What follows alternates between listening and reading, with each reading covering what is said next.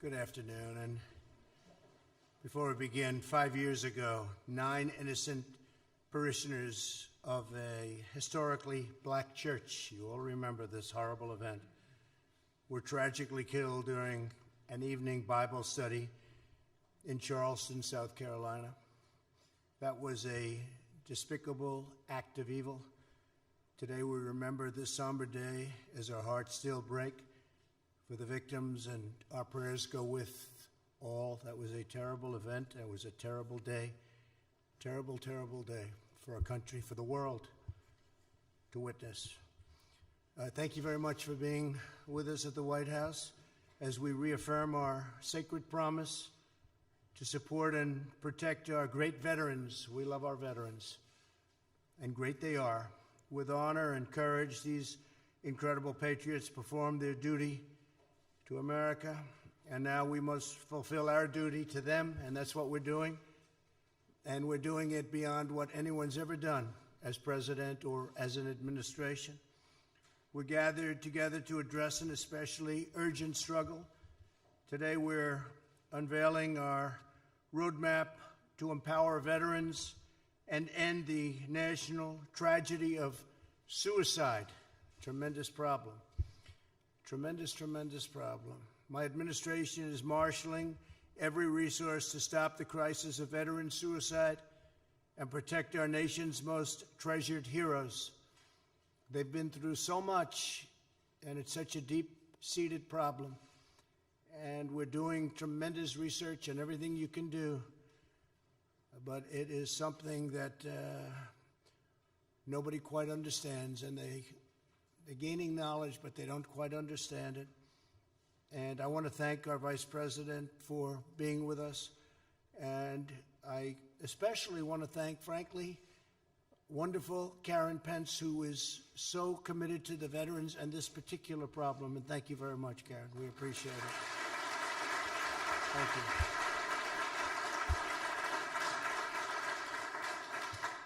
Here as well are several members of Prevent's task force. Prevent's, it's called. Prevent's. Secretary of Veterans Affairs, Robert Wilkie. Robert, great job. 90% approval rating, the VA. It's way, way up, 90%. That's a number that has never, not even come close to attaining that number, so it's a tremendous job you're doing. Thank you very much. Secretary of Labor, Jean Scalia. Jean, thank you very much. Secretary of Health and Human Services, Alex Azar. Alex, thank you. Secretary of Housing and Urban Development, the great Ben Carson. Thank you, Ben. Secretary of Education, Betsy DeVos. Thanks, Betsy. And Acting Director of OMB, Russ Vought. Thank you, Russ, very much. Also with us are Surgeon General Jerome Adams. Where's Jerome? Jerome, hi, Jerome. And he got a standing ovation the other day. I introduced him. He got the only standing ovation, Jerome. What was that all about? And the Executive Director of Prevent's Task Force, Dr. Barbara Van Dalen. Thank you very much. Appreciate it.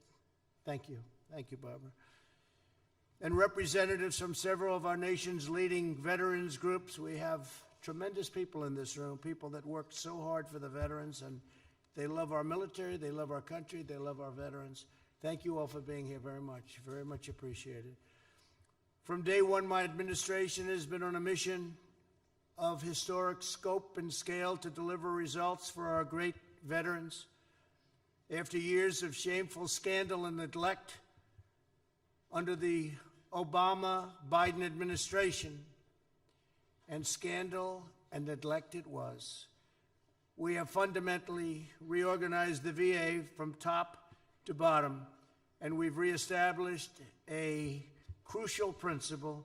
American veterans deserve the highest standard of care anywhere in the world, and that's what they're getting. Great leadership. To help veterans get the care they need when they need it, we approved Veterans Choice and made it permanent, and that was a big deal. They've been trying to get it for decades and decades and decades. And we got it. We got it done.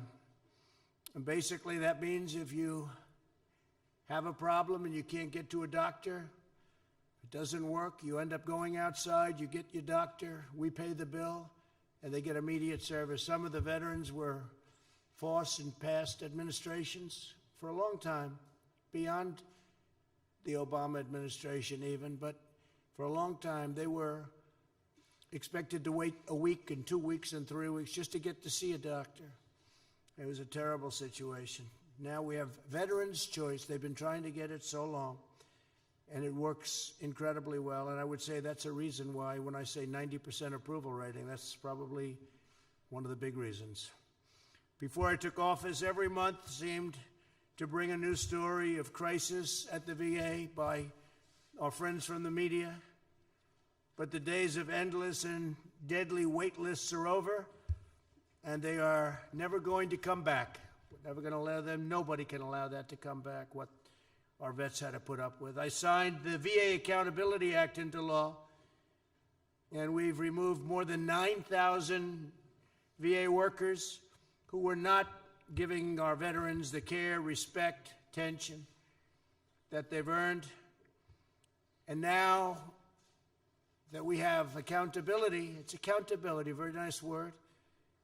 If an employee of government mistreats our veterans in any way, does something wrong, isn't good for the VA, the secretary looks at them and says, "You're fired, get out." Before, you couldn't do that.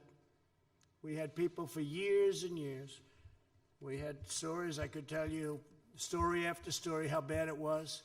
You had sadists, you had thieves, you had some bad, bad people. So 9,000 have been fired. And they should have been fired a long time ago, but we got accountability, VA accountability passed. We secured record funding for the VA, including $9.6 billion for mental health services in 2020. $9.6 billion. Every VA medical facility now offers same-day emergency mental health, something we didn't have or even come close to having. We have dramatically expanded telehealth for our nation's veterans. And with COVID, it's really become probably the hottest thing there is in medicine, wouldn't you say? I think so. It's gone up in terms of usage by hundreds of times. It was not picking up until COVID came along, and now it's one of the hottest things you have going in the medical world, allowing people to consult with doctors from the comfort of their homes and not having to go out and not having to make long trips, and they get tremendous advice, I hope. The promised White House VA hotline that I've been talking about has fielded more than 400,000 calls right in the White House, successfully resolving 98% of veterans' concerns. It's a great thing. We have substantially cut the wait time for veteran appeals, ensuring all issues are resolved in a swift and timely fashion. Goes very quickly now, very, very quickly. We're modernizing medical records to begin a seamless transition from the Department of Defense to the VA, something others have tried and failed to do. They've tried it for decades, long time. They wanted to do it. It's actually not as easy as it sounds, getting it done, but we got it done. The VA has also cut opioid prescriptions by 35% since 2017, and we're committed to defeating the opioid epidemic in America. We've brought it down by as much as 17% in some areas, 19, 20% in other areas. But that still means you have a lot left, but a lot of good things are happening. I have to say, our border, where much of this comes in, drugs come in. We have a drug problem, we have an opioid problem. It's all the same big problem, but our border is now as secure as it's been in many, many years. It's the wall is now up to mile 212, and wherever we have the wall, that takes care of that area completely. But we're now down to among the lowest numbers we've ever had on the border, and we have, I want to thank the President of Mexico, because we have 17,000 troops right now on the border, Mexican troops, and really helping us a lot. The number of veterans who say they trust the VA services has increased 19% under this administration. That's a tremendous increase, but I'm still more impressed. It's an all-time high, by the way, but I'm still more impressed by the 90 to 91% number. That's the number I'm going to use from now on, all right? Can I do that, Robert? I like that. 91%. Can you imagine if you were a politician, you had a 91% approval rating? That would be pretty good. But there's more work to do. Ending the tragedy of veteran suicide demands bold action at every level of society. 20 veterans and service members take their own lives every single day. The loss of our heroes breaks our hearts and pains our souls. 1 year ago, I signed an executive order establishing Prevent's Task Force to develop a nationwide strategy to support our veterans in distress and stop the grave tragedy of veteran suicide. Today, thanks to the leadership of Secretary Wilkie, it's been outstanding, I'm proud to announce that we are taking this critical initiative to the next level. Following the ambitious roadmap the task force has developed over the last year, you'll see things happening that nobody would have ever thought even possible. To lead this effort, Mrs. Pence and a team of ambassadors that she was very much involved with in choosing, including the Surgeon General, Jerome Adams. You're only there, Jerome, because Mrs. Pence wanted you there. Okay, that's a nice compliment. She's tough. That's a nice compliment. We'll launch a national public awareness campaign in the coming months. This historic campaign will mobilize every sector of American society to encourage heroes in need, empower them with the best prevention practices, and help every veteran thrive in their lives after service. They come home from these active battlefields and active places, and all of a sudden they're left sometimes alone, and you have a hard time with it. They fought our battles overseas, and now we must join them in winning this new battle at home. There's no single solution to this issue. Every resource must be brought to bear. We're expanding our partnerships with military and veteran organizations, universities, faith-based leaders, businesses, nonprofits, and all levels of government to establish specialized support systems for our veterans. The task force has already partners with 30 large corporations to help them prioritize the mental health of their employees, and we will continue adding to that number, and the number is growing very rapidly, very, very rapidly. We're also launching a national research strategy. The Prevent's Office will work with the greatest scientific minds across our nation to evaluate research to better understand the trauma service members face. They face tremendous trauma. Identify effective treatments and communicate their findings to the public. The Prevent's Office is currently reviewing the $1.5 billion of federal funding committed to suicide prevention to make sure research goes where it is most needed in order to save lives and to make lives better. Here with us today is former Marine and Coast Guardsman Chad Heiser, who can share with us his personal testimony about the importance of the steps we're taking today. And Chad, if I could, please, would you say a few words? Thank you.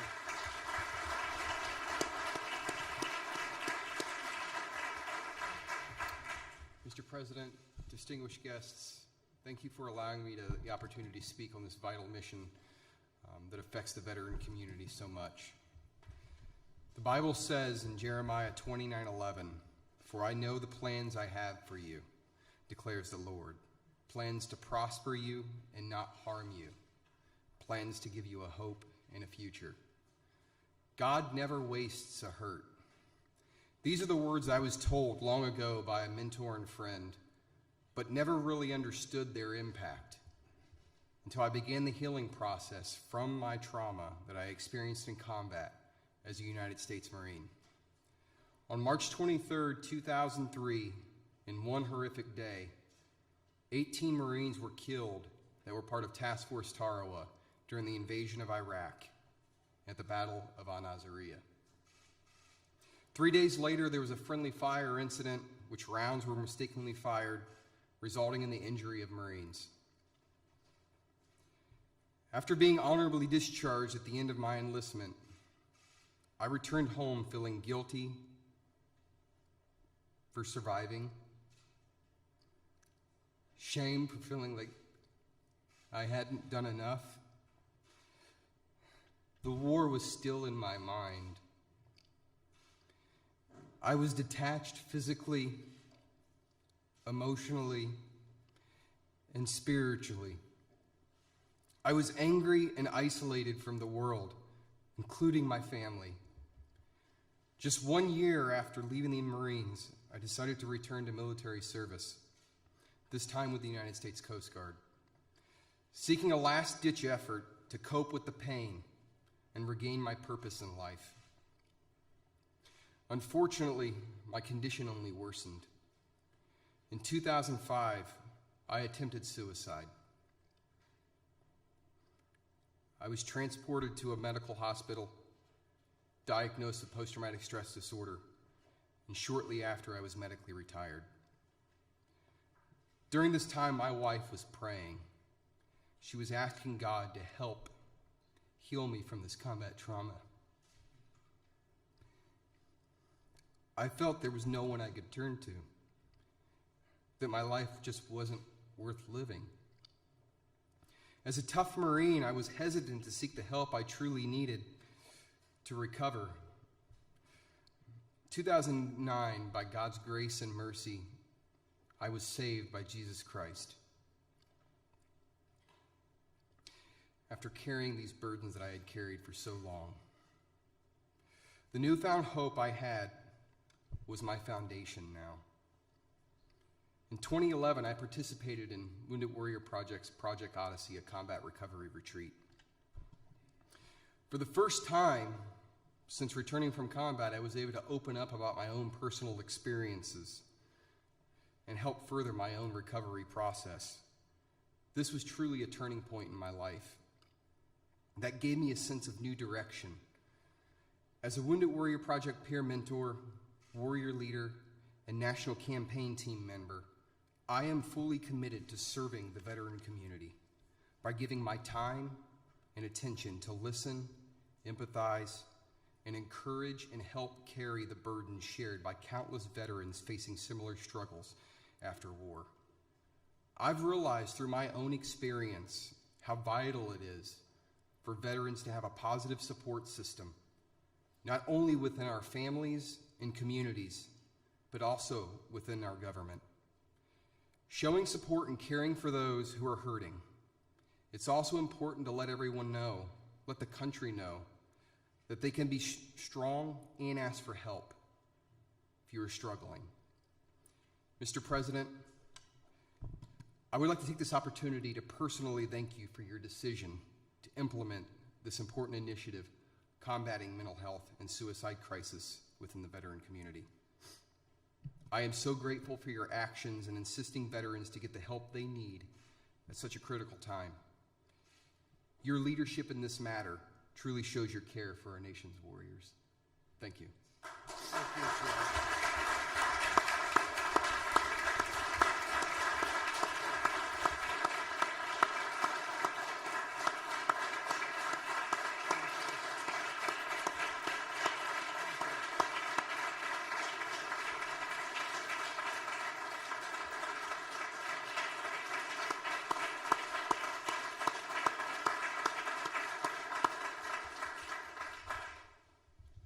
That's fantastic, Chad. Thank you very much.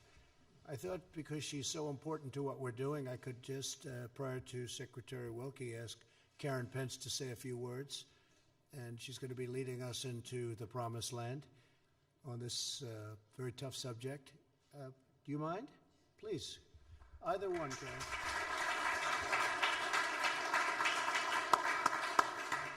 Thank you, Mr. President. I just want to say thank you for this administration realizing that this is an issue that we need to face head on. You are changing the culture. It's the leadership at the top. It's people like Chad being willing to be vulnerable. It's people like Dr. Van Dalen leading the whole task force of real experts who have been dealing with the suicide issue for many decades. And now all of us are coming together. We came together a few months ago at the Vice President's residence. We talked about how we wanted to go forward with this initiative. And I feel like right now is such an opportune time because we're all dealing with anxiety. We're all dealing with stress right now. So if I can do anything as lead ambassador, it's my goal to help take away the stigma of mental health, take away the stigma for people to be able to come forward like Chad to say, there was a time in my life where I wanted to end everything. And our veterans, I've met with so many of them who say to me, I don't go to that dark place anymore. And so we are giving them hope. We want them to know, and anyone who's considering suicide, that there are people out there who want to help. There is a way forward, and I just am so grateful and honored to be lead ambassador for Prevents. So thank you, Mr. President. Thank you very much. Thank you very much. So she had no idea I was going to do that, but I have to say that I did it about 2 months ago. I said, maybe Karen wants to say a few words. And she got up and she spoke for 5 minutes. She blew everybody away. She was the star, right, Mike? And I said, come on, Karen, you got to go. Great, great. Really appreciate it. You're going to do a fantastic job. Thank you very much. Mr. Secretary, let's go.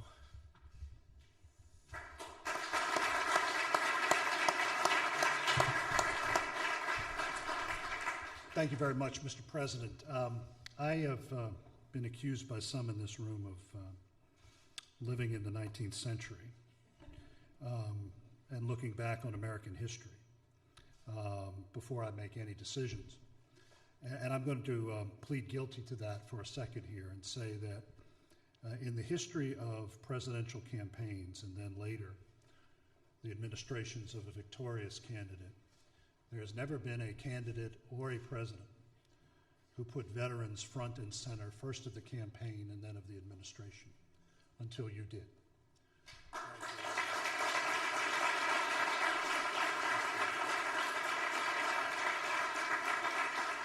I'm going to speak for Mrs. Pence, and I'm going to speak for myself as the son of a grievously wounded combat soldier from Vietnam, and in Mrs. Pence's case, the mother of a Marine warrior. These are issues that we live with every day. And for the President of the United States to say it is about time that those who have carried the burden of freedom on their shoulders are put front and center in the national conscience, that is an enormous first step for this nation and long overdue. Thank you, Ron.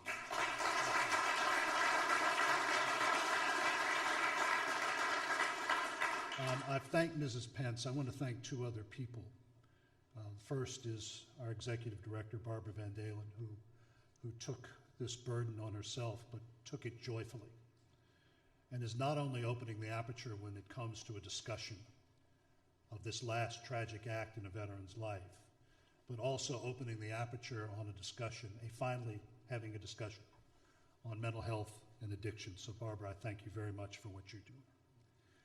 And last but not least, I want to thank our Deputy Secretary, Colonel Pamela Powers, who took this on when she was Chief of Staff and has carried it across the finish line. I thank you very much, ma'am.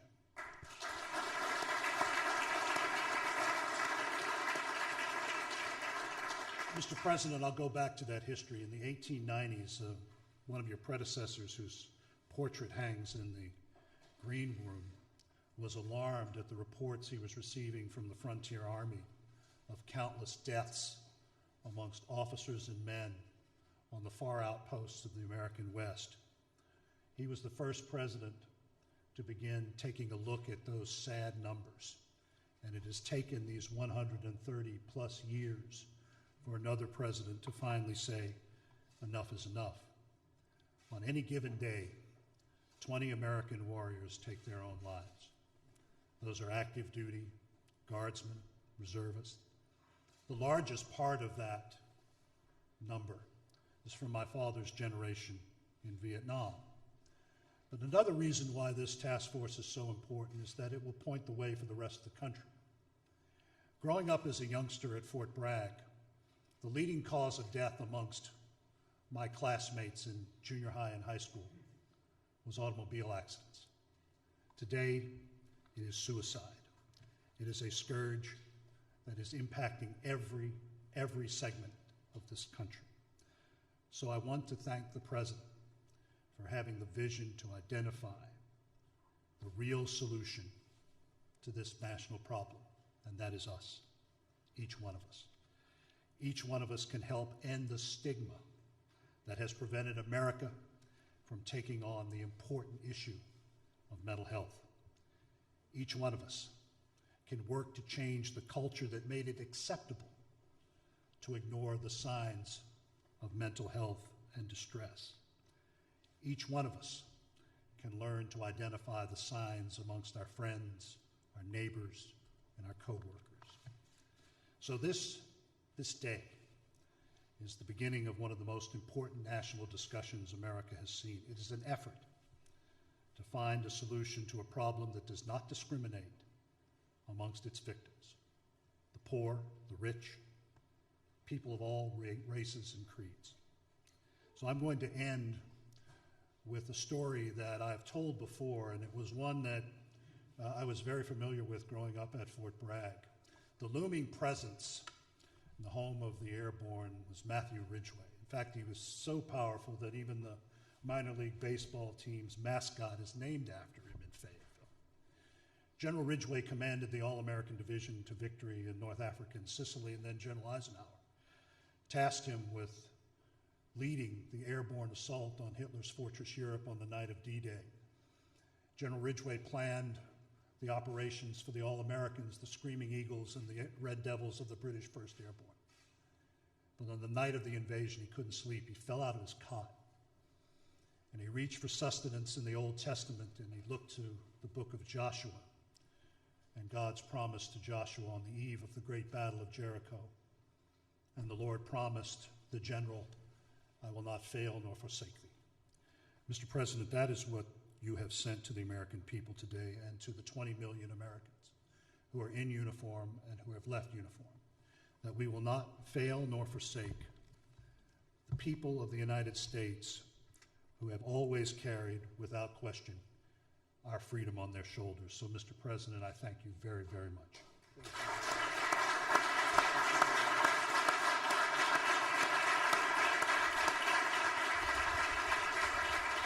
Great job you're doing.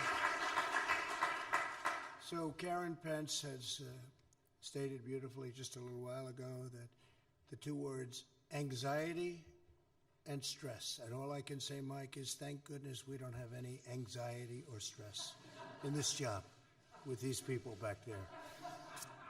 But I will tell you, we're working very hard on this problem, and I think we've made a tremendous amount of progress. I even noticed your number 20. 20 is different than 24. You know what that means. Each day, hard to believe, each day. But 20 is a big difference, and we're getting it way down. And with some of the treatments that we're talking about, I think it'll go a lot lower than that. And Barbara, I want to thank you very much. I want to thank Chad. I want to thank you very much. It was a beautiful, beautiful statement. You've done such a fantastic job. I see General Kellogg. He's one of our great generals. He's done a fantastic job for me, and he's doing some very important things for me right now. So, General, thank you very much. Really fantastic job. And we will have another meeting soon, and that meeting will be a meeting of progress, because I know with Karen in charge and with the Surgeon General working along with Karen and the group that you have, I know every one of them, you're going to make big, big progress very, very fast. So thank you very much. Thank you, Karen. Thank you very much. Mike, thank you.